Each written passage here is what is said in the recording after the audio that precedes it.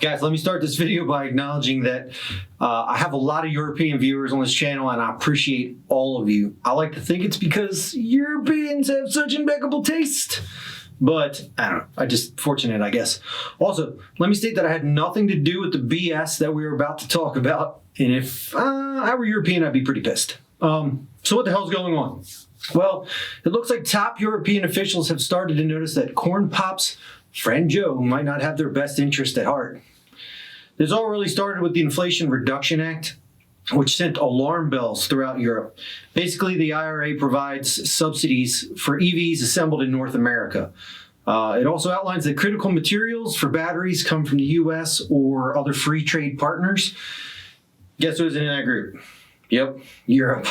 And guess who it really impacts the most?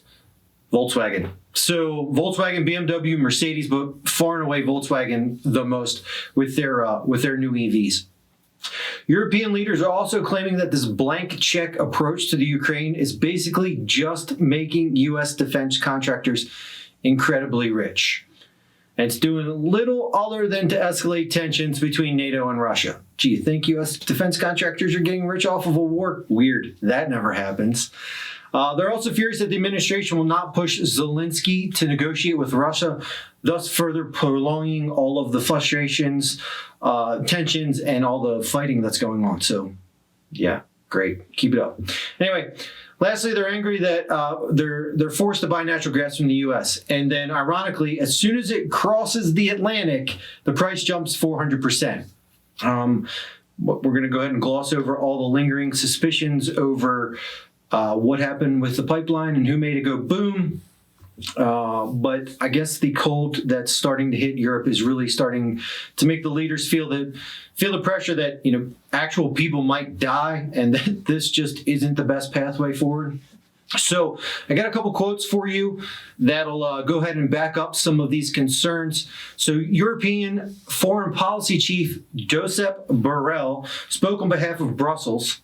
He said the United States sells us gas with a multiplier effect of 4 when it crosses the Atlantic. I think they've started to notice the price increases. European Commissioner for the Internal Market, Thierry Breton, I don't know if I got that right or not, said on French TV, of course, the Americans are our allies, but when something goes wrong, it's necessary also between allies to say it. So they're trying to send a message and they're trying to send a warning here. Politico had an unnamed senior European official quoted as saying, the fact is, if you look at it soberly, the country that is most profiting from this war is the U.S. because they are selling more gas and higher prices because they are selling more weapons. These guys, it's across the board in Europe that are talking about this. And additionally, they want them to say, we are really at a historic juncture, the EU official said, arguing that the double hit of trade disruption from U.S. subsidies and high energy price risk turning public opinion against both the war effort and the transatlantic alliance. America needs to realize that public opinion is shifting in many EU countries. If you're American and watching this, you should be very concerned. There's an effort, there's a concerted effort by this administration to provoke a war with China over Taiwan. And yet they're out here basically taking advantage of our only ally. Or allies, however you want to look at it, however you want to deem it. If you're European, all I can say is, I'm sorry, I didn't vote for Corn Pop. I knew he was a bad dude. So that was way more fun to say than I thought it would be. This is just bad news all the way around. I don't want to give you bad news all the time, but it's just what's happening, especially under this administration. We can't be taking advantage of Europe and then looking at them to help us when we go out and do one of these other shenanigans that we do all the time.